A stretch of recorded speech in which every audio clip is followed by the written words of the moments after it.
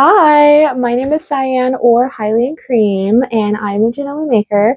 And today I will be running you guys through my super duper easy way to make a leotard using your serger. So for today, I will be using my Janome AirThread 2000D serger to essentially piece together and make this entire leotard. I will be going through step-by-step details from start to finish on how we will put together our leotard.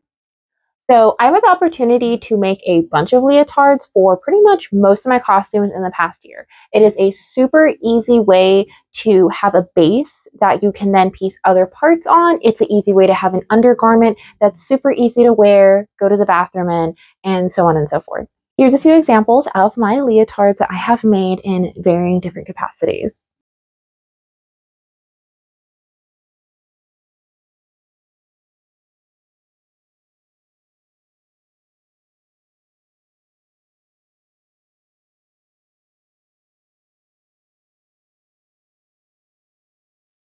So for our leotard today in this video, I'll be focusing on using this simplicity pattern. This is by far my favorite pattern out of pretty much my entire stash of patterns, but specifically it is my favorite leotard pattern because of all the varying different examples that are given, different pattern types, sleeve lengths, collar styles, and so on and so forth. Using this pattern, along with the recommended materials today, we will be making our leotard. So for this, we'll be using Simplicity 8513, specifically the variation with a turtleneck and no sleeves. We will also need to use a 4-way stretch fabric with the most elasticity for our project, along with 5/8 inch elastic bifold in a matching color, and stretch needles that will fit your machine. We will also need at least an 18-inch invisible zipper for this project. We will also need matching thread for sewing, as well as 4 cone spools for your serger, as well as a 1/2 inch elastic. So we will be using pattern pieces 17, 18, and 19 for this project. I went ahead and pinned that to my fabric. And here, as you can see, just for my own comfort, I will be adding 1 inch on to the bottom area around the crotch and thigh seams. This just helps to add a little bit extra fabric, and it makes me a little bit more comfortable. So we're going to go ahead and cut all that out. We will be following what the pattern requires, which will be 2 pieces of each and folding the neck band on the fold.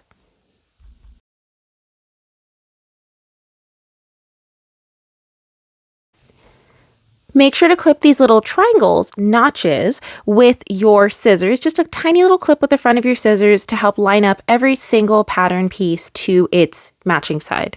Here is our front panel piece, as well as our back panel pieces. That way I can visualize what I will be working with on this project.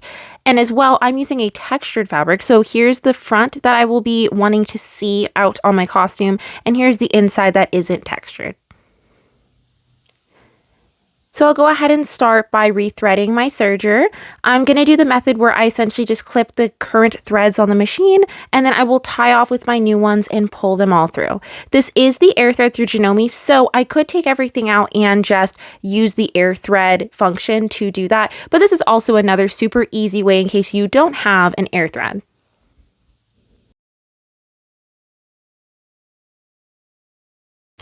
To start, we will take our back panels and we are going to serge the back panels where the zipper will go.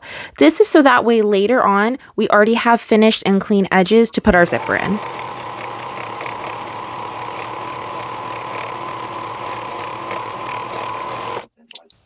With the back panel sewn, I'm going to go ahead and start pinning. So I'll lay our front panel out with right side facing up, that textured side, and I will go ahead and lay the back panels with the finished back edges to it and pin along the side seams and shoulder seams.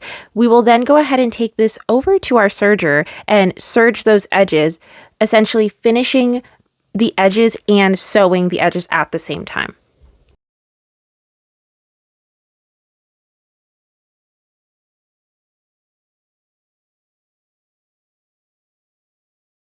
As you can see here, I went ahead and put both those layers underneath and just went through and sewed them with my serger.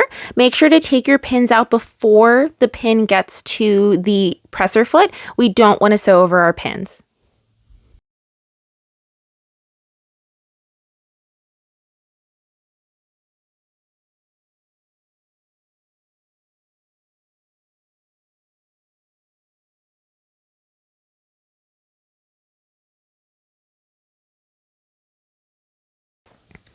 Moving on, we're going to look at our neckband. So we're going to take a look here and focus on the wrong side of the fabric, which will be facing up, the non-textured side for my fabric.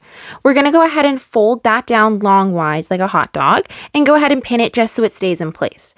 Essentially what we are doing here is we are going to pin this neckband to the neckline of, or the collar line of our leotard, and we're going to go ahead and put all 3 of those layers through the serger, sewing them and finishing the edges at the same time.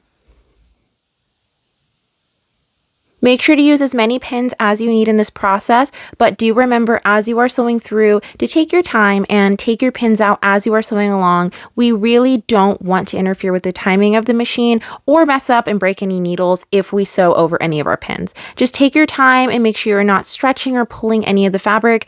Just sew it through just like you would on a sewing machine. The final step is going to be looking at the top part of the edge collar. We're going to go ahead and just serge that. That way it matches our back panel and is ready for when we do the zipper at the end of our project.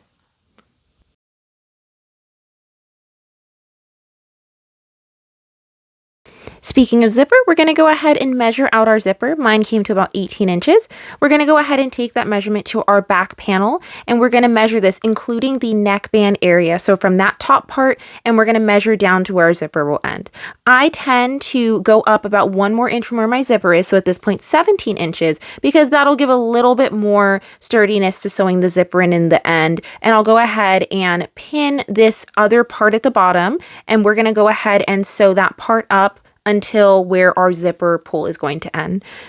Next, we're going to go ahead and put in our new needle. Make sure you are using stretch needles that fit your machine. For today, I ended up using a 80-12 stretch needle from Schmetz. That is for knit fabrics. I also went ahead and filled my bobbin with black all-purpose thread, as well as put new thread into my machine, same thread, all purpose. So we're going to go ahead and start sewing. My seam allowance for this project is 5/8 inch, and I'll go ahead and sew from the bottom of my leotard up to where our zipper is going to essentially end. Make sure to do a back stitch at the start and at the end of your stitch here to keep it nice and in place. Next, we're going to use our elastic bifold, and we are going to use this really cool material to essentially keep our material stretchy in those areas that need to stretch, but also finish off and leave a clean edge. We'll be using a zigzag stitch for this part, and we'll be layering our fabric between the folded bifold. And I like to do a little bit of a pull on this to keep that elasticity in there and keep it so that way once it's on our body, it lays nice and flat. Moving on, we will be finishing the inner thigh portion of our leotard with 1/2 inch elastic. We'll move over to the serger for this part, but first we will clean up these bottom edge of both the front and back of our leotard. That way we're keeping the entire thing nice, clean, and finished.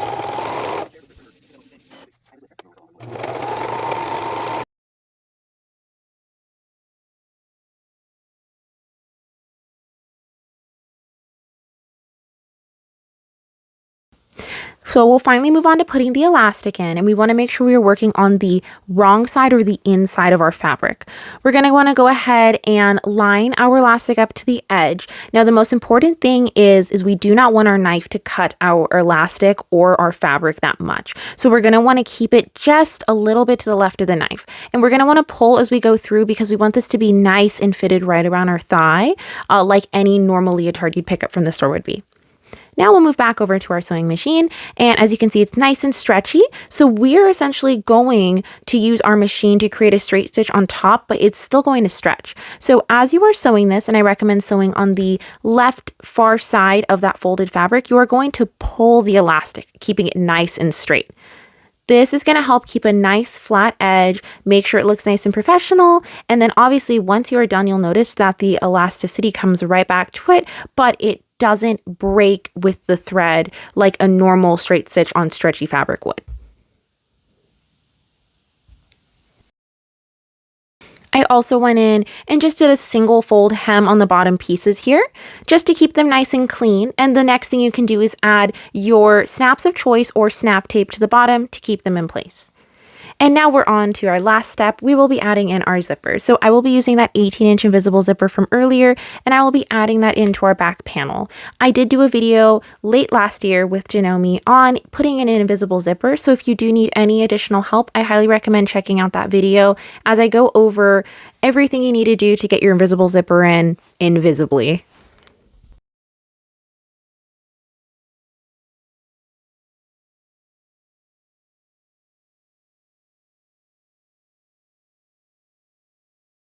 The most important tip I can give in this video is please make sure you are using your zipper or invisible zipper foot. We do not recommend putting in your zipper foot with a traditional sewing foot.